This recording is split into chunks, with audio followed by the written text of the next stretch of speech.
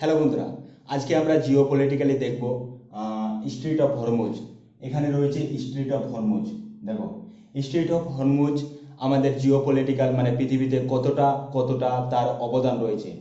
তো এখানে রয়েছে সৌদি আরবিয়া, তারপর রয়েছে কুয়েত, বাহরাইন, কাতার। এই দেশগুলোতে প্রচুর পরিমাণে ক্রুড অয়েল রয়েছে। প্রচুর পরিমাণে এই ক্রুড অয়েল সারা পৃথিবীতে সাপ্লাই করতে পারে, পুরো পৃথিবীকে সাপ্লাই করতে পারে, জোগাড় দিতে পারে। তো এখানে রয়েছে স্ট্রেট অফ হরমুজ। এই স্ট্রেট অফ হরমুজ সম্পূর্ণভাবে কন্ট্রোল করে ইরানের আইআরজিসি, ইরান রেগুলেশন গার্ড। তো এই স্ট্রেট অফ হরমুজ এখানে যখন 2026-এ মানে আমেরিকা ইসরায়েল কমব্যাট মিলে যখন ইরানের উপরে অ্যাটাক করে, তো এই স্ট্রেট অফ হরমুজ যখন বন্ধ করে দেয়, পুরো পৃথিবীতে হাহাকার উঠে যায়। আমাদের এদিক দিয়ে চলে যাবে সম্পূর্ণভাবে, আমাদের এখানে ইন্ডিয়ান ম্যাপ রয়েছে, তারপর পাকিস্তান, তারপর আফগানিস্তান, তারপর নিচে এদিক দিয়ে চলে যাবে। এদিকে রয়েছে আমাদের ইউরোপ কান্ট্রিগুলো, ঠিক আছে। তারপর রয়েছে এখানে রয়েছে আমাদের ইউএস। তো এটা সম্পূর্ণ কন্ট্রোল করতে চায় আমেরিকা।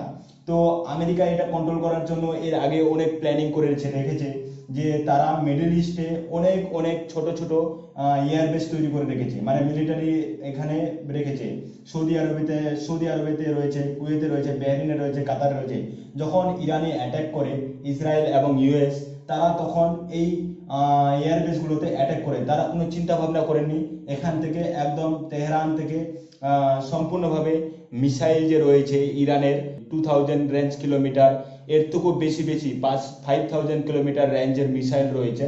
সেই মিসাইলগুলো এখান থেকে ছোড়া শুরু করে এবং এই মিলিটারি বেসগুলোতে অ্যাটাক করে।